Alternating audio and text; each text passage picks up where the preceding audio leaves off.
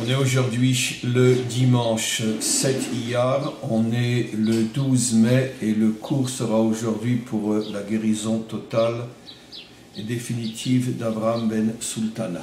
On a eu à la fois le bonheur et le mérite de terminer le premier conte des 13 contes de Rabbi Nachman et on va commencer aujourd'hui le deuxième conte. Comme je l'ai annoncé au tout début de cette nouvelle série de cours, Rabbi Nachman lui-même a révélé que les 13 contes contenaient toutes les clés de la délivrance finale. Lui-même ne les a pratiquement pas expliquées, c'est-à-dire ce sont des histoires qui sont complètement, totalement, absolument codées. Il ne les a pratiquement pas expliquées, ou alors véritablement avec des allusions dispersées tout au cours de ses enseignements dans ses livres, mais il faut avoir une sagesse ou un esprit quasi divin pour arriver à trouver les allusions qui nous permettent dans ses enseignements de décrypter ses contes. Donc lui-même ne les a pas expliqués, en tous les cas clairement. Rabbi Nathan, son élève, lui-même, un petit peu plus que le maître, mais est resté très fermé.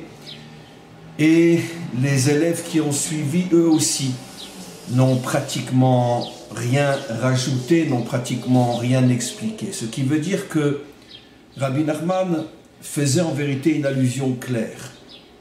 Il n'y a qu'à l'époque du Mashiach, et que le Mashiach lui-même, qui parviendra à décrypter, à expliquer ses contes, parce que justement, Rabbi Nachman a caché dans ses contes les clés de la délivrance finale, et finalement, celui qui aura besoin de ces clés, c'est bien sûr le Mashiach lui-même. Donc, finalement, c'est la raison pour laquelle, depuis 300 ans, Rabbi Nachman et ses élèves, le plus grand de tous, Rabbi Nathan, se sont tous refusé de commenter ces contes, parce que, comme je viens de l'expliquer, c'est seulement au moment de la délivrance finale que nous pourrons véritablement les comprendre et surtout les vivre grâce à la délivrance elle-même. D'un autre côté, nous nous approchons, jour après jour, génération après génération, nous nous approchons de la délivrance finale, et c'est tout à fait normal, en vertu du principe connu que nous ont expliqué nos maîtres, que tout ce qui finalement se dévoilera d'une manière parfaite au moment de la délivrance finale commence à scintiller, commence à rayonner dans ce monde d'une manière très floue, très légère, mais malgré tout il y a un léger rayonnement dans ce monde au fur et à mesure que nous nous approchons de la délivrance finale. Ce qui veut dire que même si le Mashiach parviendra à expliquer totalement ces contes, et pas seulement les expliquer, mais surtout se servir de ces contes pour amener la délivrance finale, malgré tout, nous percevons aujourd'hui déjà des scintillements, des lumières de ces contes, parce que nous nous approchons de la délivrance finale, et au fur et à mesure que nous nous approchons de la délivrance finale, il y a des rayonnements dans ce monde de ce qui sera plus tard la délivrance, d'une manière claire, d'une manière puissante et d'une manière parfaite. Alors on va commencer aujourd'hui le deuxième conte. C'est un conte qui est encore plus fermé que le premier. Mon impression est, et je suis loin d'être le seul à l'avoir, qu'au fur et à mesure qu'on avance dans les contes, c'est de plus en plus fermé, de plus en plus codé. Le premier conte était déjà extrêmement codé, mais le deuxième l'est tellement plus que on ne peut même pas le comparer au premier dans cette fermeture qui rend pratiquement impossible l'explication. Nous allons malgré tout prier et demander au Maître du monde de nous éclairer, de nous permettre de percevoir les lumières qu'il décide de révéler dans ce monde, dans notre génération, afin de nous préparer plus encore à la délivrance finale. Alors on va faire comme on a l'habitude de le faire. Je vais d'abord lire un passage et au fur et à mesure, j'expliquerai. Donc on est dans le deuxième conte. Maaseh beKaisar Echad, c'est l'histoire d'un empereur, Shelo Hayalo Banim, qui n'avait pas d'enfant. Gam Meler Echad, il y avait aussi un roi. L'empereur et le roi ne se connaissaient pas. Lo Hayalo Banim, qui lui non plus n'avait pas d'enfant. Venasa Kaisar el haaretz leshotet levakesh ulai yimtza eze etza utrufa leolid banim. L'empereur s'est décidé à parcourir le monde pour essayer de trouver le médicament ou celui qui pourrait l'aider à avoir un enfant. Et au même moment, sans se connaître et sans se parler, Gama Meler Nasa Kemochen, au même moment, le roi a eu la même idée, lui aussi parcourir le monde dans le but de trouver un médicament ou la personne qui lui donnerait le conseil permettant d'avoir des enfants. Et donc déjà, la première remarque, c'est qu'ils ne se connaissent pas, mais au moment où l'un a tout d'un coup l'idée d'aller chercher le moyen d'avoir des enfants, au même moment, l'autre aussi a la même idée. Évidemment, les deux sont éveillés. Je commence à commenter un petit peu, bien sûr, je ne suis plus dans le texte. Les deux, finalement, leur idée de parcourir le monde pour trouver un moyen d'avoir des enfants, et au même moment, bien sûr, ça vient d'en haut. C'est le maître du monde qui fait tout, comme on va le voir, pour qu'ils puissent justement se rencontrer. D'une certaine manière, si l'un et l'autre avaient eu des enfants facilement, ils ne se seraient jamais rencontrés.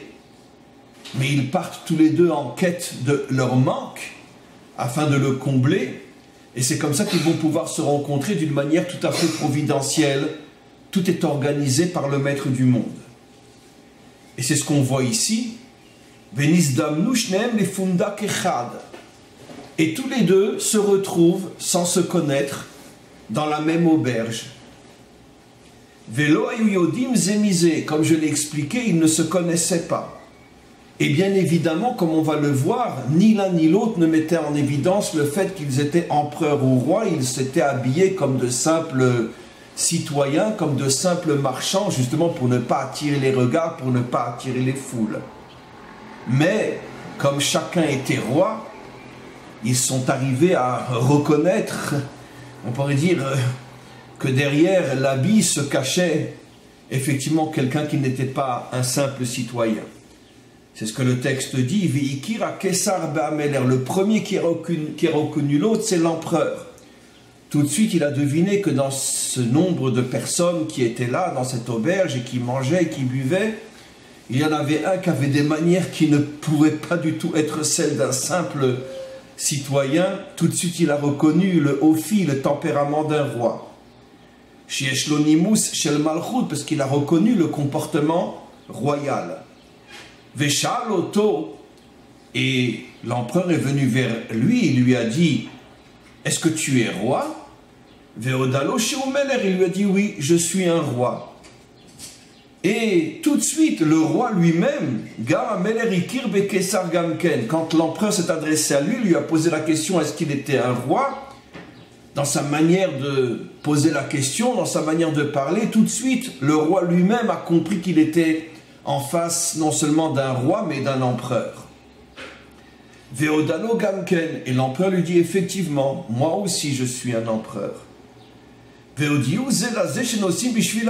ont commencé à parler et se dire, mais pourquoi tu es là, pourquoi tu es là? Et tout d'un coup, ils se dévoilent l'un à l'autre qu'ils sont là pour la même raison. Les deux sont venus à cet endroit et parcourent le monde pour trouver le moyen d'avoir un enfant. Les deux ont ressenti que, attends, il y a quelque chose qui nous dépasse totalement. On n'avait aucune raison de se rencontrer, toi et moi. On n'a pas d'enfant, toi et moi. On décide au même moment de parcourir le monde. On se retrouve au même endroit. C'est évident. Les deux comprennent qu'il y a quelque chose qui les dirige l'un et l'autre de manière à ce que puisse se créer un lien entre eux. Et tout de suite, bien sûr, grâce à cette émouna, grâce à cette foi, cette confiance dans le maître du monde, à ce moment-là, Venit Kashru Shneem, ils décident de se lier l'un à l'autre, c'est-à-dire, Be'im Shiavu le Beitam, lorsqu'ils retourneront l'un et l'autre chez eux, Ve'yolidu Neshotehem Zachar Venekeva, s'ils ont le mérite de mettre au monde l'un un garçon et l'autre une fille, Be'ofen Shiu Yecholim Litratel, et aussi à des moments où ils n'auront pas une trop grande différence entre eux et qu'ils pourront se marier, Azayitrabu ben shnehem, alors ils ont décidé aujourd'hui, les deux pères, que leurs enfants se marieront ensemble, puisque de toute façon les deux sont des rois, même que l'un est un empereur. Et puis c'est évident qu'ils ont compris que si le maître du monde a organisé cette rencontre, c'est que forcément que s'ils ont des enfants, c'est pour qu'ils se marient ensemble. Venasa Kesar le Beito, après son voyage, l'empereur est retourné chez lui, dans sa maison. Ve'olid bat.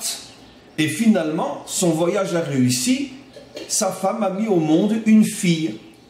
Ve'ameler nasa le beito ve'olid ben. Le roi lui aussi est revenu chez lui, son voyage a donné des fruits, et lui a eu un fils.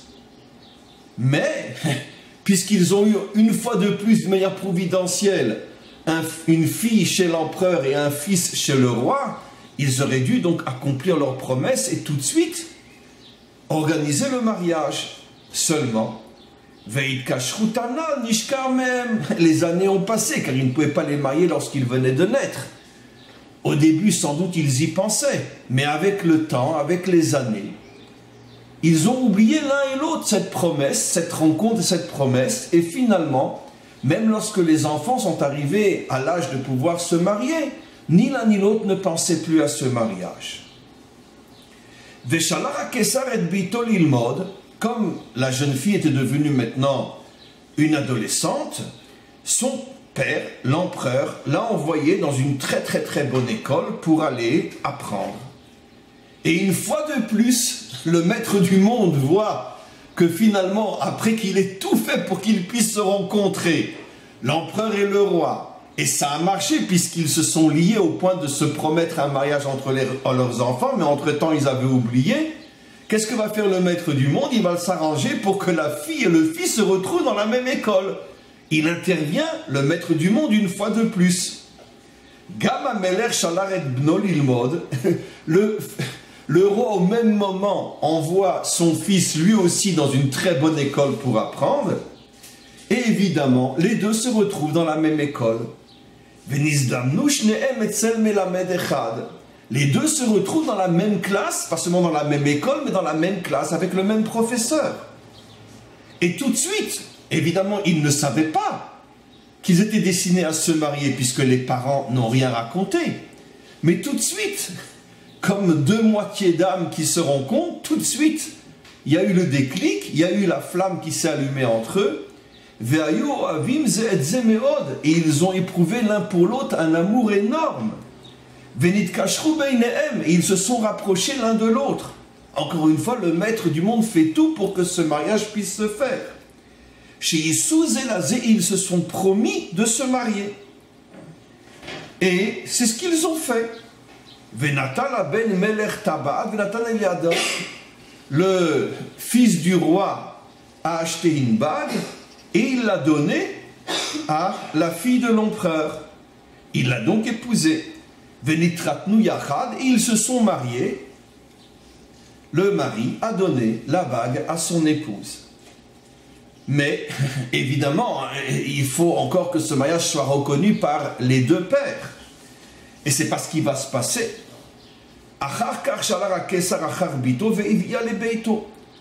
Après un certain temps, l'empereur a été chercher sa fille et il l'a ramenée à la maison.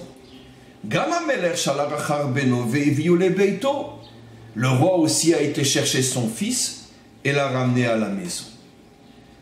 Encore quelques lignes, parce qu'on ne peut pas s'arrêter là. Et l'empereur a commencé maintenant à parler avec sa fille, lui dire, il est arrivé maintenant le temps de te marier, je vais te chercher les plus grands, les meilleurs princes du royaume, pour que tu puisses te marier. La fille, elle, n'a absolument pas dit qu'elle avait accepté d'être l'épouse de quelqu'un qu'elle ne connaissait pas auparavant dans cette école, car elle redoutait, et à juste titre, la réaction violente de son père, qui lui aurait dit « Mais attends, mais tu t'es comporté comme une je ne sais quoi, de quel droit la fille d'un empereur ose se marier sans l'avis de son père, sans l'avis de ses parents ?» Donc elle tient secret ce mariage, mais elle va s'arranger pour refuser tout ce que son père lui présente. Elle repoussa tous les princes et tous les prétendants que son père lui amena parce qu'elle savait qu'elle était déjà mariée à un autre homme. De son côté, le fils du roi avait des languissements terribles. Terribles. Toute la journée, il ne pensait qu'à elle. Et de son côté, la fille est tombée dans une tristesse inimaginable.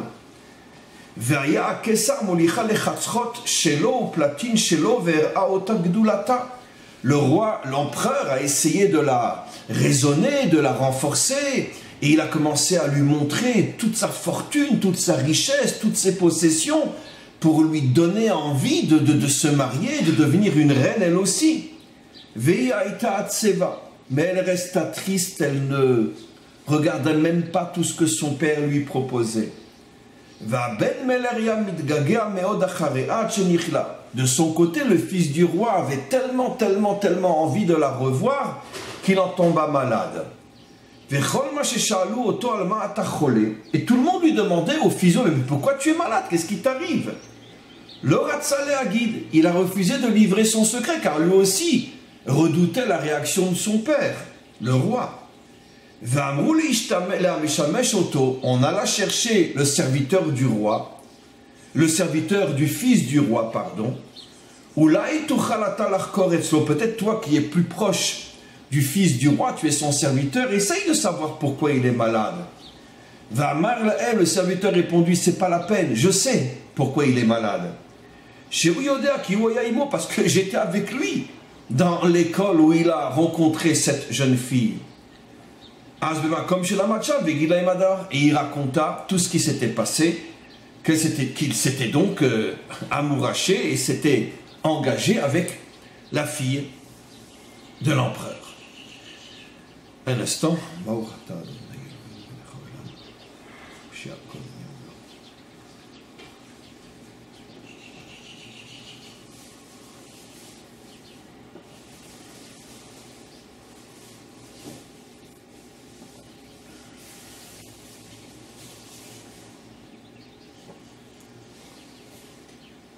Comme je l'ai expliqué, cette histoire est extrêmement codée et au fur et à mesure que l'on va avancer dans l'histoire, elle va l'être de plus en plus.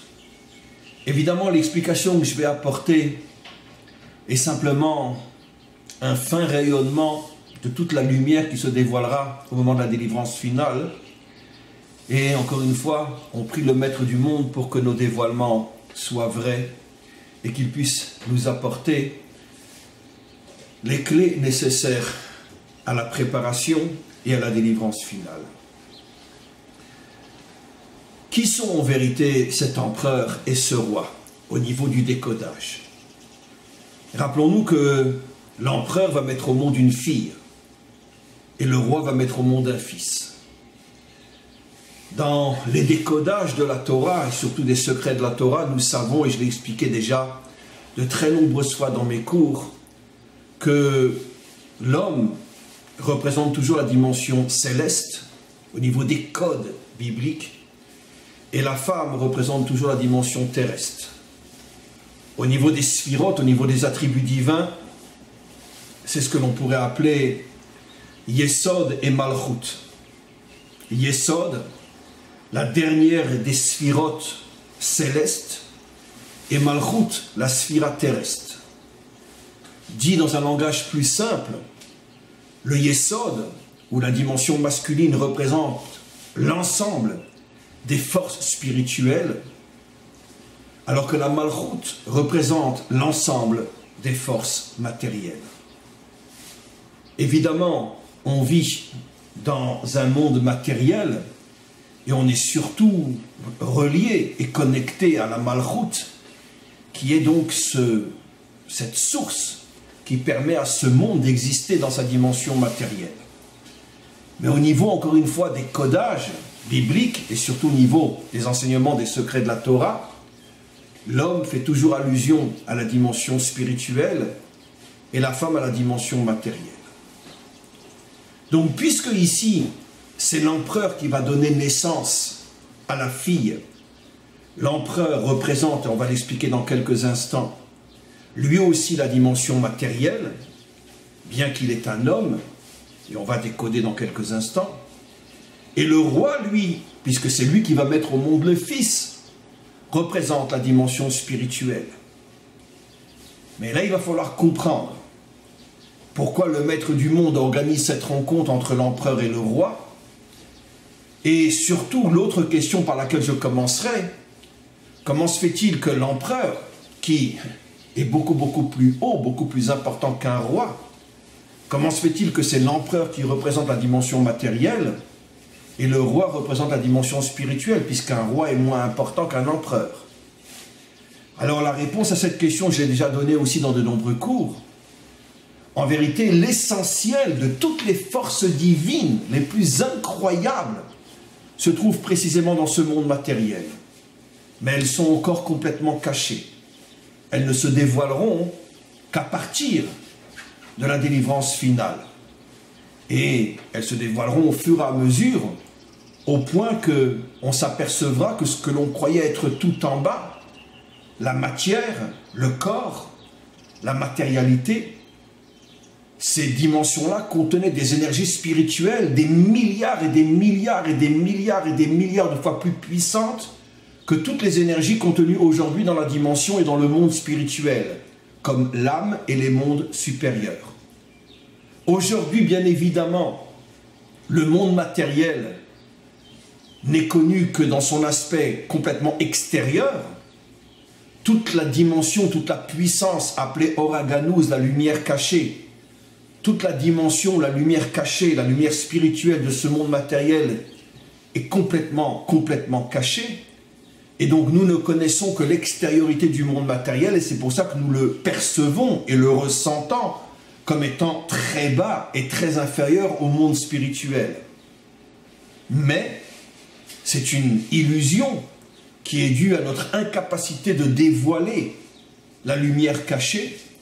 Mais lorsque cette lumière se dévoilera, on s'apercevra que tout sera à l'envers, le corps sera au-dessus de l'âme et la matière sera au-dessus de la spiritualité, et finalement le monde d'en bas sera le plus haut des mondes. C'est l'une des révolutions inimaginables qui se produira au moment de la délivrance finale. Comme c'est rapporté dans le livre de Chassidut, et surtout dans la Chassidut Chabad, où il est dit « Le'atid lavo, aneshama titparnes minaguf » dans le monde à venir, c'est l'âme qui recevra sa nourriture du corps, tellement le corps sera au-dessus de l'âme.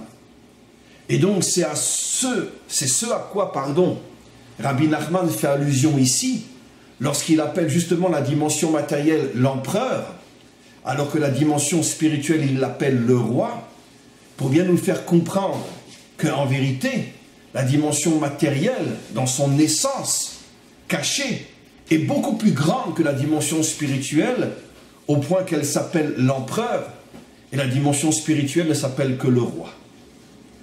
Alors maintenant, qui sont ces deux pères? Alors ces deux pères, en vérité, font aussi allusion à un secret absolument incroyable, qu'on a le bonheur et le mérite de révéler. En vérité, comme on le sait, il y a un problème au niveau de ces deux dimensions, la dimension spirituelle, la dimension matérielle. C'est que jusqu'à la délivrance finale, et ça sera l'une des réalisations essentielles du Mashiach, de réunir et d'unir ces deux dimensions, jusqu'à la délivrance finale, ces deux dimensions vivent complètement éloignées l'une de l'autre et n'ont aucune envie de se lier l'une à l'autre. La dimension spirituelle tourne le dos à ce monde, comme si ce monde était en vérité quelque chose de trop bas, de trop vil pour intéresser la dimension spirituelle et pour y voir quelque chose qui vaut la peine de s'intéresser à elle, à cette dimension matérielle. Et à l'inverse, bien évidemment, la dimension matérielle ne veut en aucun cas s'unir et s'intéresser à la dimension spirituelle, car justement la dimension matérielle a conscience que dans ce monde matériel, on peut obtenir toutes sortes de plaisirs dont on peut jouir immédiatement, le pouvoir, l'argent, tous les plaisirs de ce monde. Et évidemment, la dimension spirituelle vient nous freiner dans cette recherche finalement de jouir et de profiter au maximum de ce monde. C'est pour ça que ces deux dimensions n'ont aucune envie de se lier l'une à l'autre. La dimension spirituelle, encore une fois, voit le monde matériel comme étant trop vil pour s'intéresser à lui, et la dimension matérielle voit le monde spirituel comme étant trop contraignante pour s'intéresser à elle. Et c'est ça l'allusion, que ni l'un ni l'autre ne se connaissaient, ils n'ont aucune envie de se rencontrer, et ni l'un ni l'autre n'avaient des enfants. C'est quoi les enfants? C'est la fille et le garçon. Parce que l'empereur et le roi ne peuvent pas s'unir, ce sont deux hommes. C'est ça le décodage.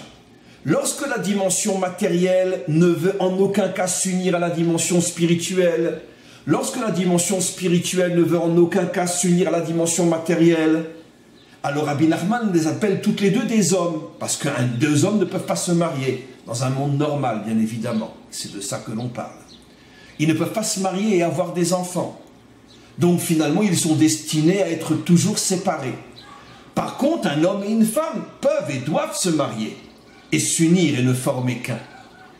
Ce qui veut dire qu'en vérité, le maître du monde cherchait le tikkun, cherchait la réparation de cette séparation entre le monde d'en bas et le monde d'en haut. Et comment le maître du monde va faire?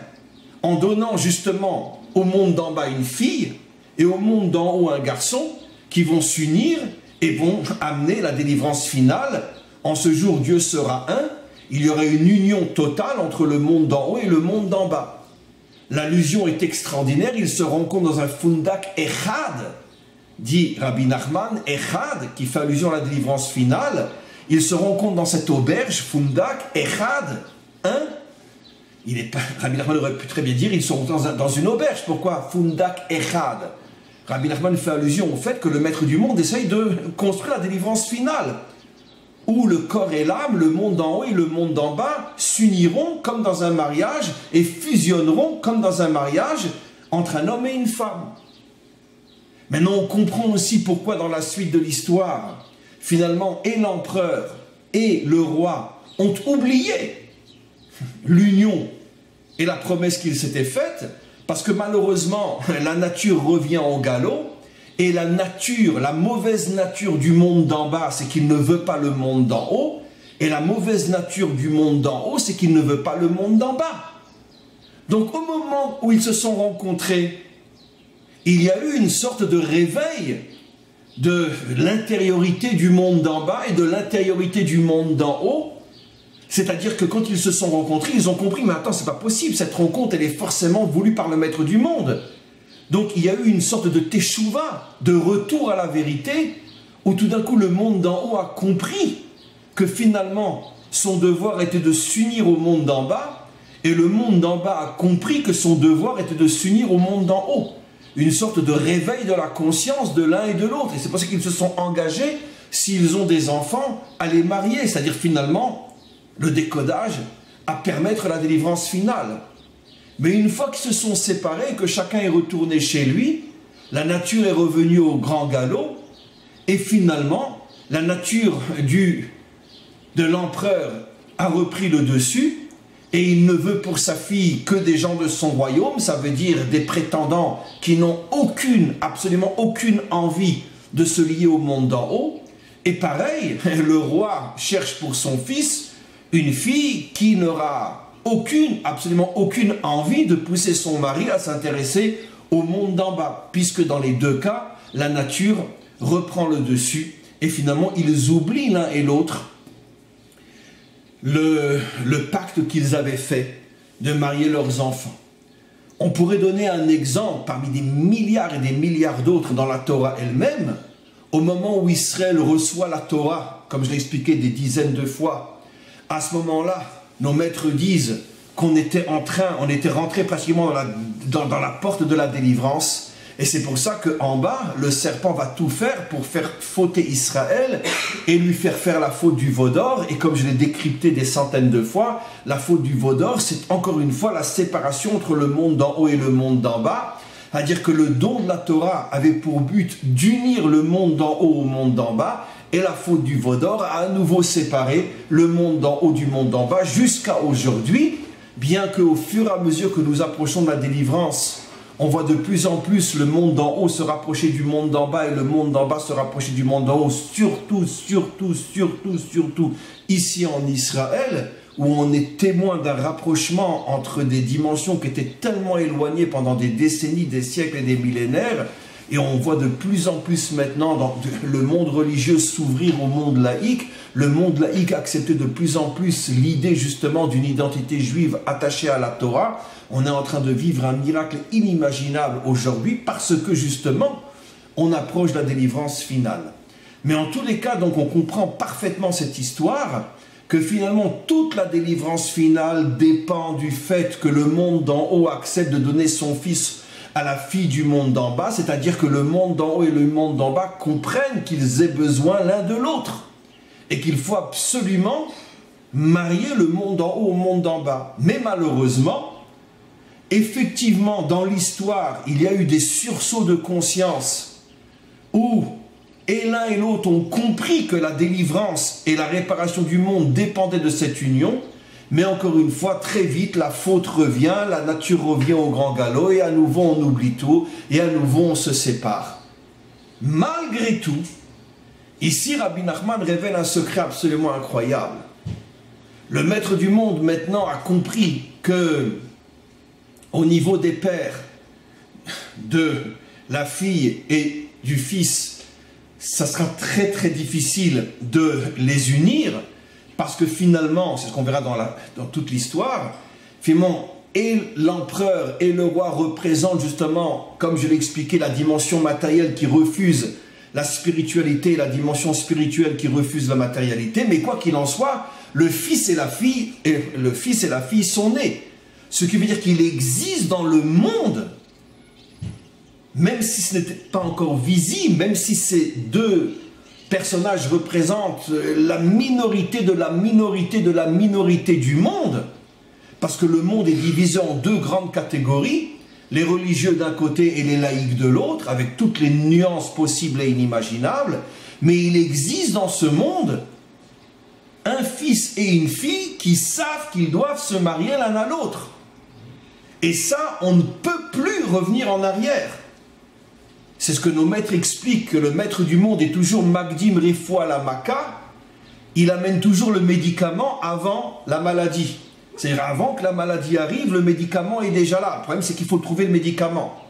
C'est pour ça que le maître du monde fait naître le fils et la fille, même si, comme on va le voir dans l'histoire, ils vont avoir un mal fou, finalement, à pouvoir véritablement faire accepter leur mariage.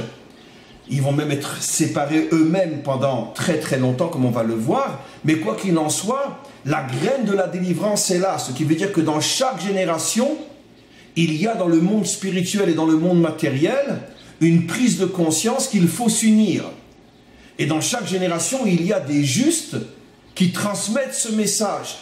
Même si ces justes-là sont sans doute ceux qui sont les moins écoutés et les moins suivis, parce que dans ce monde, encore une fois, si on appartient à la dimension spirituelle, on ne cherche que des gens qui nous parlent de spiritualité. Si on appartient à la dimension matérielle, on ne cherche que des gens qui nous parlent de matérialité. Mais celui qui parle le langage de l'union des deux, c'est celui qui est complètement en marge de la majorité. Donc il est le moins écouté, le moins suivi, le moins respecté et surtout le plus critiqué. Mais quoi qu'il en soit, le message de l'union entre le monde d'en haut et le monde d'en bas est là. Et au fur et à mesure que nous nous approchons de la délivrance finale, nous voyons que l'histoire change, que le monde change et que petit à petit les deux dimensions commencent à s'ouvrir l'une vers l'autre. En vérité, c'est surtout grâce aux enseignements de Torah de ces maîtres qui ne représentent que la minorité dans ce monde, mais comme on le sait, la Torah a une puissance inimaginable de changer le monde, et grâce à la Torah que ces maîtres enseignent, petit à petit, ces énergies provenant de leur Torah agissent sur le monde et transforment le monde jusqu'au point que l'on voit petit à petit des choses absolument incroyables qui se produisent au niveau du rapprochement entre l'empereur et le roi. Quoi qu'il en soit, je reviens donc, pour terminer ce cours, je reviens donc à ce qu'on a expliqué. Finalement, le maître du monde va faire en sorte que le fils et la fille se rencontrent et ils se marient. Ils se marient, mais d'un autre côté, maintenant, toute l'histoire va se situer autour de comment faire reconnaître ce mariage, c'est-à-dire comment finalement arriver à la délivrance finale. Quoi qu'il en soit, après s'être mariés, à nouveau ils sont séparés, c'est l'histoire du monde, on reçoit la Torah, mais tout de suite après, il y a la faute du veau d'or, on construit le temple, mais tout de suite après, il est détruit, on construit un autre temple, et tout de suite après, il est détruit, ou bien Hachem crée Adam et Chava, tout de suite après, il faute. Ça veut dire que l'histoire est faite constamment, finalement, du médicament qui précède la maladie. Ça veut dire d'abord, il y a un réveil de lumière, et puis après, l'obscurité reprend le dessus, et tout le travail de la lumière va être de traverser l'obscurité jusqu'au point qu'elle arrivera à la chasser totalement. Quoi qu'il en soit, la fille n'oublie pas, enfin la princesse ou la fille de l'empereur n'oublie pas son mari, le mari n'oublie pas sa fille, et encore une fois, c'est pour nous faire comprendre que durant toute l'histoire, dans chaque génération, celui qui cherche la vérité vraie arrivera à trouver dans sa génération une Torah authentique, une Torah vraie, une Torah qui est la Torah de la délivrance, qui parle de l'union justement entre le monde d'en haut et le monde d'en bas. Et c'est cette Torah, ce sont ces maîtres-là qu'il faut suivre, parce que seuls ces maîtres-là peuvent nous amener à la délivrance finale, jusqu'au Mashiach lui-même, qui lui terminera le travail commencé, entrepris par tous les maîtres authentiques dans chaque génération. On va arrêter le cours pour aujourd'hui, et on reprendra bientôt Bezrat Hashem.